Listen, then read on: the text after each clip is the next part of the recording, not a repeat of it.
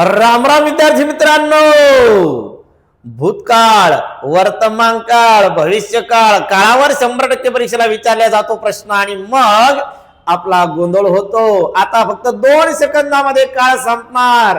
काय लक्षात घ्या, आपल्याला जर विचारलं चालू भूतकाळ ओळखा, तर चालू भूतकाळ कसा ओळखायचा सांगतो तुम्हाला।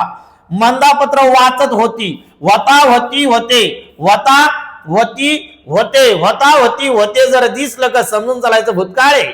आणि त्याच्या मागे जे धातू साधित असतं, धातू वाचत, लिहित, हसत, धातू साधिताला जर त लागलं, काय लागलं त, म्हणजे होता होती होते दिसलं तर समजून चालायचं काय, होता होती होते दिसलं तर समजून चालायचं कोणता काळ आहे, भूतकाळ आहे। आणि त्याच्या मागे जर धातू साधिताला त लागलं तर समजून चालायचं कोणता, चालू भूतकाळ आहे। मग लक्षात ठेवायचं, वाचत होती, लिहित होती, हसत होती, रडत होती, पळत होती, खेळत होती, वता होती होते भूतकाळ म्हणा।